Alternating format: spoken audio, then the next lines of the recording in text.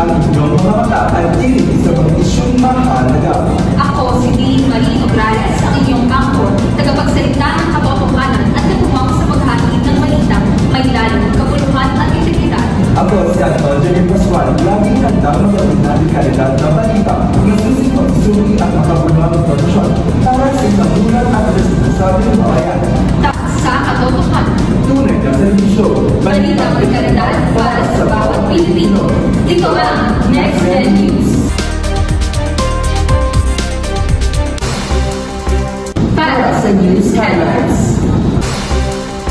Matakas na kaso ng dengue ang dulot ng babala sa DOH. May banta na ba ang photo rate? At sa Puerto City, lumalagong kontrasyon at anong ng lokal na pamaraan sa mga demokratikong pagbabago. Digital ng palbi sa bagong programa ng gobyerno para masablay ng ekonomiya ng Pilipinas. Samantala, Department of Education nagdalagat na ng mga hubang para ibalik sa Hulyo ang pasukan sa mga pampubliko at ibang paralan. Isang tugon sa Kamara ng Pilipinas, Taginit. World Health Organization's raises red flag on Philippine health funding gap. John James Move, alam na nagkasipan sa third global collapse.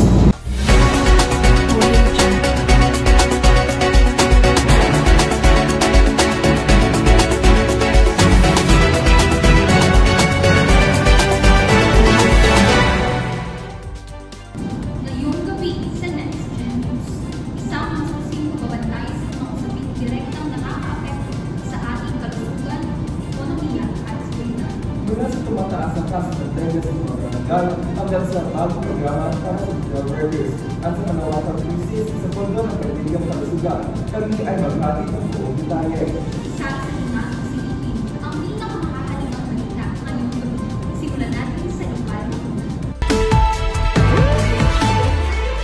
Para sa unang balita, tumataas ang gusto ang kaso ng dengue sa bansang Pilipinas mula Enero hanggang Abril. Ayon sa Department of Health, ito ay umaabot sa 75% na mas mataas ang parang ng nakaraang taon.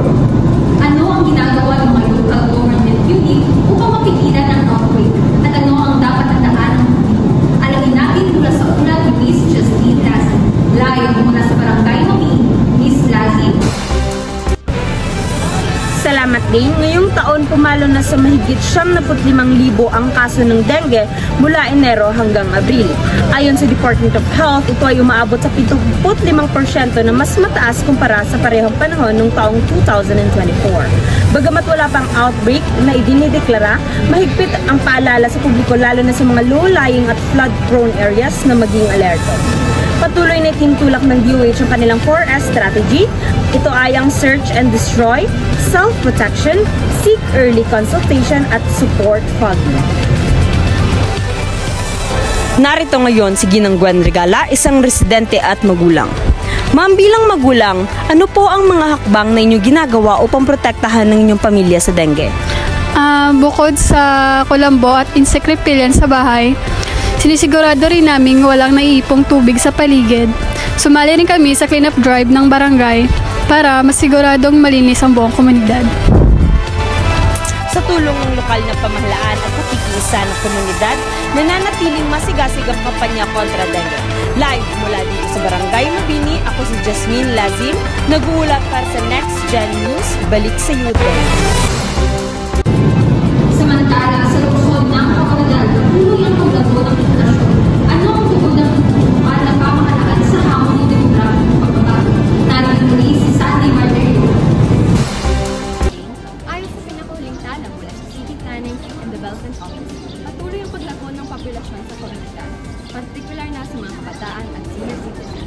Habang tumataas ang bilang ng mga bagong sinang na sanggol at kabataang papasok sa paaralan, lumalawak din ang pangangailangan sa edukasyon, trabaho at serbisyong pangkalusugan.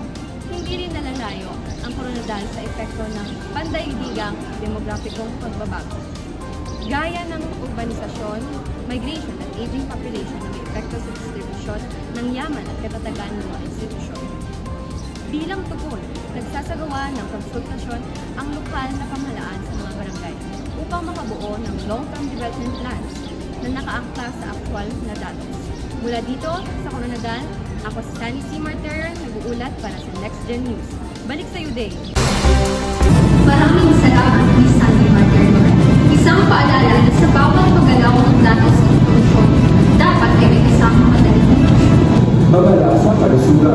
patuloy natin babantayan ang susunod. Programa ng plano mag-isa ang makatulong na ito sa ekonomiya ng bansa at Department of Education. Communities na upang hindi pinaglaan sa buwan ng banyo ang pagbubukas ng klase. Magbabalik ang Nalasin News sa ilang sabihin.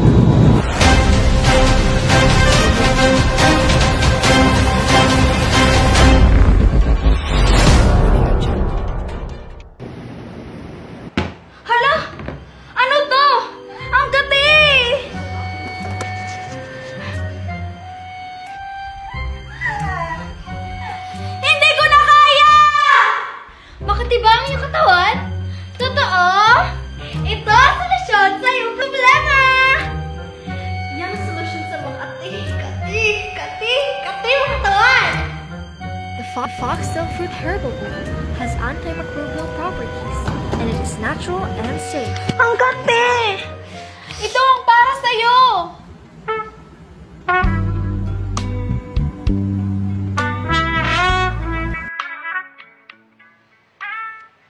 Ay, ano ginagawa niyo?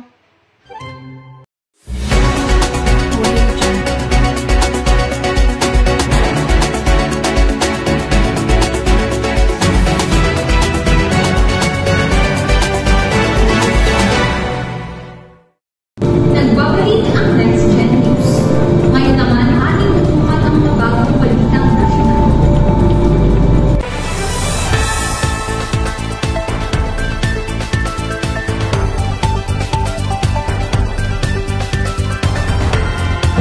Makabagong trabaho para sa makabagong panahon, isang oportunidad para sa mga Pilipino. Pagbabalik natin, World Heart Organization na harap sa Pindongalia, nagkukulangan sa pondo at epekto ng trade war sa paigtigang pagkain. Magbabalik ang sa Next News. Ang init! Asan na ba si Justin? Looking for this? Timpladong orange, sobrang lamig! Royal True Orange, ang ultimate refreshing na inumin! Royal, cool sa init, para ilabas ang kulit.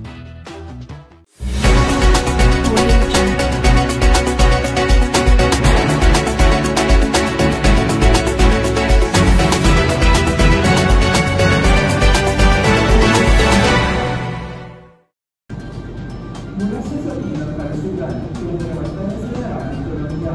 May bagong programa ang gobyerno ng Tanayo ikayatin ang mga banyaga ng mga pwede ng mamumuhay at magawa ng sa Pilipinas. Ang digital ng mag-isa ay mga kalamanan sa living partner ng services at sino ang pwede magpinawag ito. Dito, nakulat ni Dino Soberano. Salamat, Anton. Nilunsad na ang Digital Nomad Visa Program sa Visa na Executive Order Number 86. Layunin itong hikayatin ng mga banyagang remote workers na magtirahan at magtrabaho sa Pilipinas sabang tinatangkilik ang mga lokal na produkto at servisyo.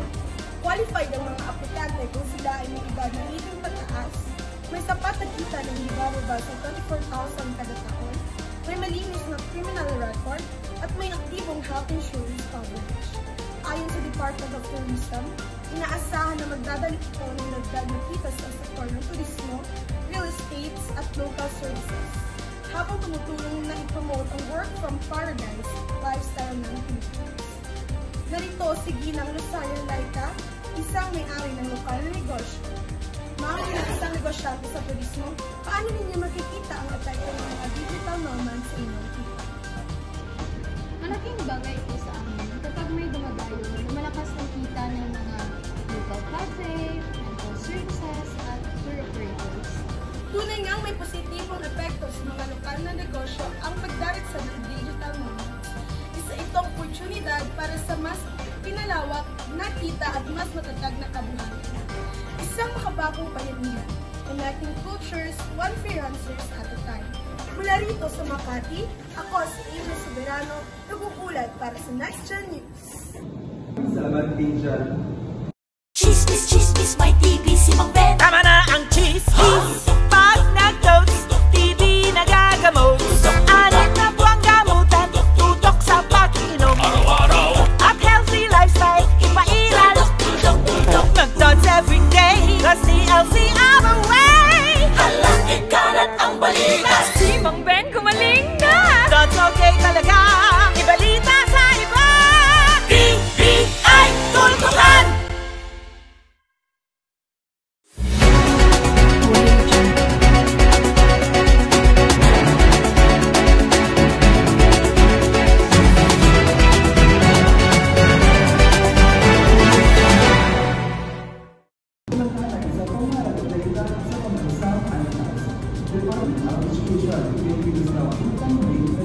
buwan ang hindi makapagbukas sa klase. Narito si Aryan Narito sa buong Italia.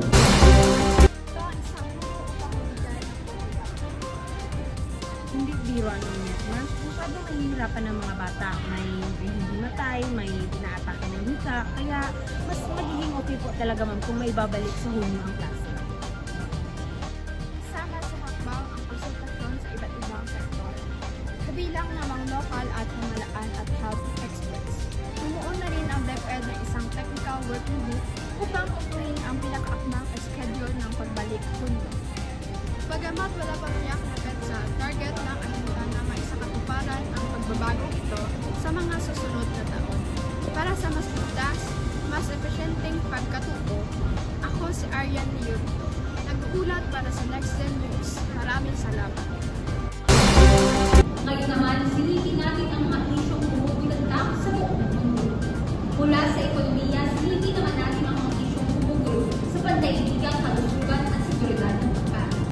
Isa na namang pandaigdigang institusyon ang nangangailangan ng tulong, habang may isa namang dating leader na muling naging sentro ng pagkakulisiya. Narito ang ulat ni Judeza Majana para sa unang Balita International. Judeza? Salamat, Anton. Muling nabalot ng kontrobersya si US President Donald Trump matapos ipatupad ang bagong taripa sa mga pataba at produktong agrikultur. Dahil dito, nagkaroon ng malaking epekto sa pandaigdigang food supply, lalo na sa mga bansang mababa ang kita. Sa Afrika, tumaas ang presyo ng pagkain na posibleng magdulot ng mas matinding gutom. Ayon sa mga eksperto, may panganib na iwan ng mga magsasaka ang pagtatanim ng staple crops gaya ng mais at bigas at lumipat sa cash crops tulad ng kape at tabako. Kapag nangyari ito, lalala pa ang krisis sa pagkain. Dito sa Next Gen International Desk, ako si Judeza Majana. Balik sa iyo, Anton. Ngayon naman, isa pang global issue ang epekto ng mga bagong taripa sa pagkain. Para sa detalye narito, si Charles. Maraming salamat, Dane. Ang World Health Organization o WHO ay nakaharap sa isang matinding krisis pinasyon. Nagkakalangan nito ng $600 million para sa taong 2025. Ayon kay WHO Director General Tedros Adhanom, maaaring magdulot ito ng seryosong panganib sa mga pangunahing institusyon sa kalusugan. Ang krisis ay nagdahil sa pagbawi ng halos $1 billion na suporta mula sa Estados Unidos. Dahil dito, lalagay sa alanganin ng mga programang tumutukoy sa mga health emergency vaccination efforts sa ibang Africa. Bagamat nagtutulungan ang ibang bansa gaya ng Alemanya ang panguna ng kakulangan, hindi ito sapat. Sa ngayon, inuuna ng WHO ang pagpili ng serbisyong kailangan, panitingihin at inasahang maglabas ng opisyal desisyon sa kalagitnaan ng 2025. Mula dito sa Next Gen International Desk, ako si Charnel Matsuit. Balik sa iyo, Dane. Dalawang magsibalay na issue kung magkakaroon ng dahil sa buhay ng libreng tao sa buong mundo.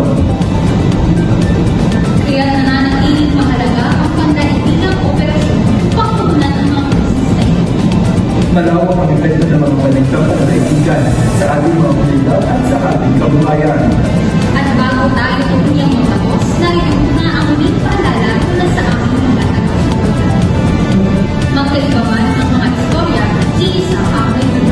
Ang mabulag, magbantay at umilos para sa ikatulong ng bayan. Kaya sa bawat balitang ating naririnig, huwag tayong mawala ng pag-asa sa halip ay huwag gabay ang katotohanan. Paalala lamang, sa panahon ng magiging informasyon, ang tamang kaalaman ang ating tandaan. Ako po si Dane Balino Morales. At sa bawat pagpaalam ng talipang nanimula, mananatiling mapanagin, magpapensyan at makabayan. Ako si Anthony Pascual. Kami ang mga tagapagbalita para sa Next Gen News. Paalala at gamit tandaan, ang totoo ang ating halaga, ang pagkakalasa ang ating lakas. Magandang gabi po, tandaan, hanggang sa muli, paalala.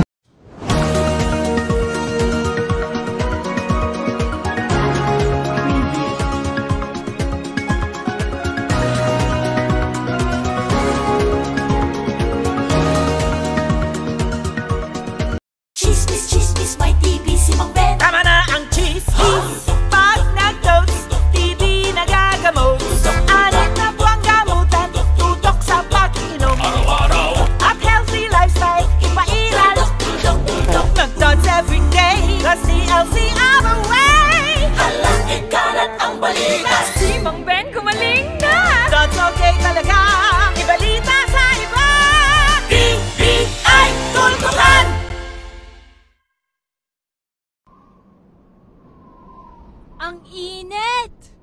Asan na ba si Justin? Looking for this? Timpladong orange, sobrang lamig! Royal True Orange, ang ultimate refreshing na inumin! Royal, cool sa init, para ilabas ang kulit. Hala! Ano to? Ang gati!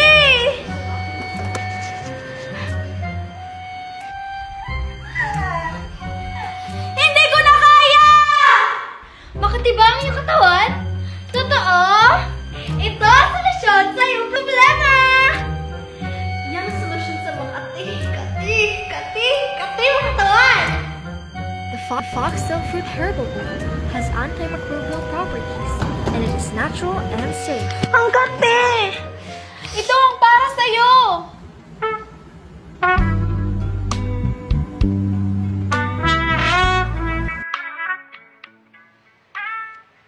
Ay, ano ginagawa niyo?